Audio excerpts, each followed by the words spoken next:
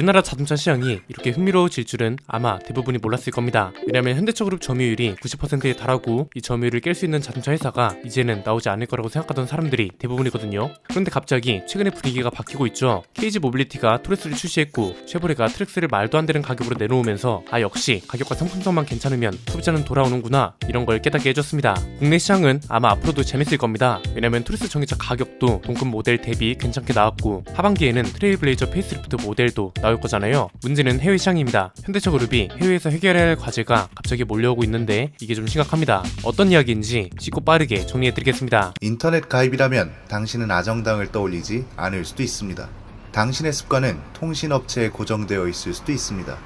모르면 놓치는 당연한 권리, 인터넷 정수기만 사용해도 받을 수 있는 지원금 77만원, 인터넷 가입은 아정당입니다. 현대차그룹 미국 판매량이 계속해서 성장세입니다. 2015년 138만 7천 대 수준을 기록한 이후로 작년까지 147만 대 수준으로 판매량이 성장해 왔습니다. 올해는 무려 164만 대 정도가 예상된다고 하는데 우리 기업으로서 참 자랑스럽게 느껴지기도 합니다. 그런데 약간의 딜레마가 생길 것 같더라고요. 작년부터 IRA 법안 때문에 말이 많았죠. 현대차그룹이 이 영향으로 미국에서 전기차 보조금 혜택을 받지 못할 거라는 전망 때문에 판매량도 크게 줄어들 거라는 이야기가 많았잖아요. 이게 지금 현실이 되기 시작했습니다. 지난 2월부터 GV70 전기차를 미국 현지에서 생산하기 시작했거든요. 미국 현지에서 생산하면 보조금을 받을 수 있는 조건이 되기 때문에 GV70은 영향이 없겠다 싶었잖아요. 그런데 GV70 전기차도 보조금을 못 받게 되면서 상황이 반전되기 시작했습니다. 이렇게 된 이유는 간단합니다. IRA의 새로운 지침이 추가됐기 때문입니다. 새 지침의 핵심 내용은 전기차 배터리와 관련된 건데 보조금을 받으려면 미국이나 미국과 FTA를 체결한 국가에서 가공을 하거나 생산을 한 리튬, 흑연 이런 배터리 핵심 광물을 40% 이상 사용해야 한다고 합니다. 그리고 부품은 북미 지역에서 생산한 걸 50% 이상 써야 하는 조건까지 갖춰야 합니다. 이 지침이 나오기 전까지만 해도 GV70 전기차가 수혜 대상으로 알려져 있었잖아요. 그런데 새로운 지침 발표 이후로 이 전망까지 무너져 버렸습니다. SK온 배터리가 들어가거든요. 배터리 브랜드 자체는 우리 기업이기 때문에 문제가 안 되는데 원인은 생산 과정에 있습니다. 중국에서 배터리 셀을 만들고 울산 공장에서 완성해서 미국 엘라바마 공장으로 보내는 방식으로 생산이 되는 배터리입니다. 그러니까 자동차 자체를 미국에서 생산한다는 조건을 충족시키긴 하지만 배터리 관련 규정을 충족시키지 못해서 보조금 대상에서 제외됐다는 겁니다. 이게 지금 그래서 미국 입장에선 자국 우대 정책이기 때문에 굉장히 좋을 수 있는데 미국 외 다른 국가들한테는 굉장히 잔인한 조건이다 이거죠.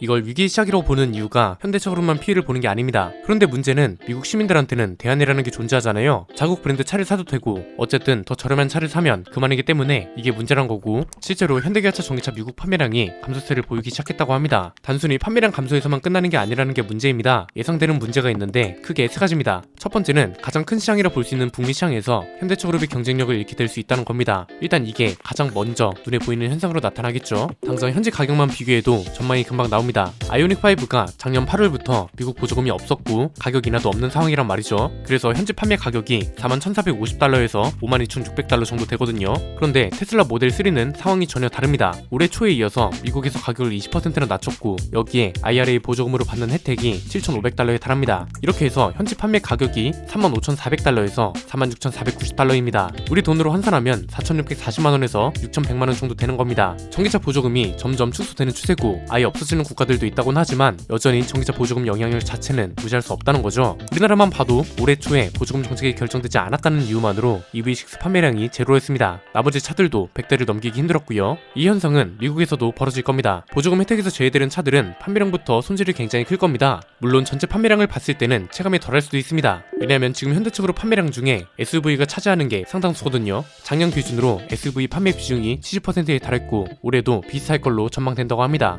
내연기관차 판매량이 오르면서 전체 판매량 자체는 오르거나 변동이 없거나 줄어들더라도 조금밖에 안 줄어들 수도 있습니다. 그런데 문제는 전기차 판매량이란 거죠. 지금 전기차 시장에서 가장 중요한 게 점유율 확보잖아요. 테슬라가 이미 너무 압도적인 점유율을 가져가고 있고 중국 브랜드들마저 점유율을 뺏어가고 있는 상황이라 전기차가 미래 자동차 산업이라고 생각한다면 지금부터 점유율을 차지하는 게 굉장히 중요하다고요. 지금은 분위기가 좋습니다. 현대차그룹이 출시한 전기차들 보면 평가가 대부분 좋고 특히 최근에 나온 EV9은 괜히 글로벌 3위가 아니구나 하는 생각까지 들 정도입니다. 그런데 이 좋은 분위기를 끌고 가지 못하는 순간 그것도 내부적인 요인이 아니라 미국의 정치적 요인 때문에 그렇게 된다면 얼마나 억울해요. 두 번째는 미국에서 손실이 발생한 걸 현대차그룹이 어떤 방식으로 채울 거냐 이겁니다. 앞에서 판매량 비중에 대해서 이야기를 했잖아요. 이게 중요한 이유가 전기차랑 내연기관차 판매 마진 자체가 다릅니다. 부품 개수부터 차이가 크죠. 부품 개수도 더 적고 생산 과정 자체도 내연기관차보다 적기 때문에, 그리고 테슬라처럼 로봇 공정에 기가프레스 같은 간소화된 생산 방식을 도입하면 판매 마진이 굉장히 커지는 게 전기차라고요. 자동차 회사 입장에선 내연기관차보다 전기차를 많이 팔아야 이득이란 거죠. 단순 비교만 해도 답이 나오죠. 테슬라 영업이익이 어느 정도냐면 한 대를 팔면 남는 평균 마진이 165만 원이라고 하거든요. 이건 현대차보다 7배나 많은 거고, 영업이익률은 전체 매출액 대비 16.8%를 기록했습니다.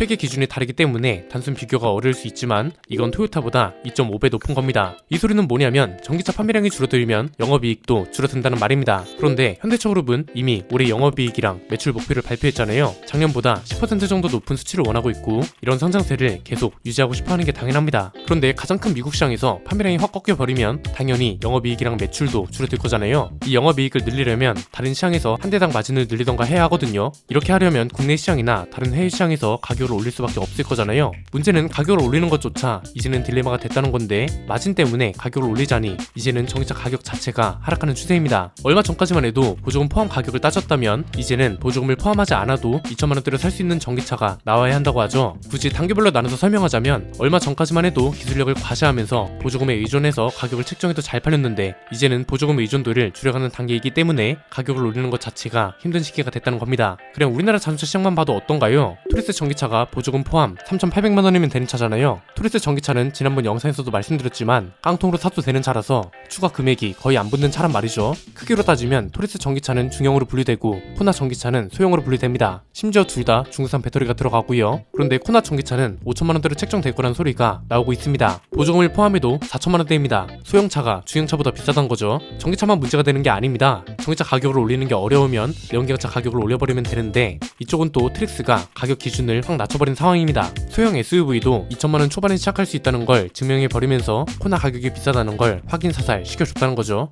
트릭스 보세요. 가격 저렴하고 상품성 좀 괜찮게 나오니까 사전계약 대수로 현대차를 이겨버렸잖아요. 4일 만에 만 대를 돌파했는데 현대기아차도 지금까지 이런 기록은 없었습니다. 세 번째는 그래서 지금 이 위기를 바로잡지 않으면 문제가 점점 심각해질 거란 겁니다. 자동차 가격을 올리지 못하면 눈에 잘 안 띄는 가격이 있죠. 제일 대표적인 게 부품 가격인데, 현대차를 사는 이유 중에 부품 가격이 저렴하기 때문이라는 이유도 큰 목을 하잖아요. 자동차 가격을 올리지 못한다면 부품이나 공인비가 우리가 모르는 사이에 올라갈 수도 있는 겁니다. 이건 그러니까 무슨 말이냐면, 현대차가 고꾸라지기 시작하면 그 평균치를 채우기 위해서 희생당하는 건 차주들이라는 겁니다. 이건 너무 당연한 시장 논리고 기업이랑 정부가 깊게 고민을 해봐야 하는 게, 지금 유럽에서 내연기관차 수명을 늘려야 한다는 주장을 하고 있잖아요. 내연기관차 수명이 어떻게 되든 어쨌든 친환경차 시장이 미래 먹거리가 될 거란 건데, 그렇다면 지금 우리가 해야 할 건 배터리 기업들이 가격 경쟁력을 갖출 수 있게 하고 원재료 단기부터 차근차근 가격을 잡아야 최종 제품인 자동차의 가격도 잡힐 거잖아요. 지금 저가형 전기차 출시에 대한 이야기가 여기저기서 흘러나오고 있습니다. 중국은 1,000만 원대 전기차를 올해부터 우리나라에 판매한다고 하고, 중국뿐만 아니라 폭스바겐, GM, 포드, KG 모빌리티, 국산차 수입차 할 거 없이 가격 낮추기를 첫 번째 과제로 삼고 있습니다. 이게 지금 가능한 이유 중에 상당 부분을 차지하는 게 우리 배터리보다 저렴한 중국산 배터리 사용량이 올라가고 있기 때문이라고 보거든요. 상대적으로 저렴한 중국산 배터리를 쓰고 중국산 배터리를 쓴다 해도 가격이 저렴하면 소비자들은 구매할 의향이 충분히 있는 상황입니다. 단순히 현대적으로 판매량이 낮아진다, 점유율을 빼앗긴다, 이런 것만 문제가 아니라 전기차 산업 전반의 경쟁력, 가장 대표적인 건 배터리 경쟁력 같은 게 가격 때문에 밀려서야 되겠냐 이겁니다.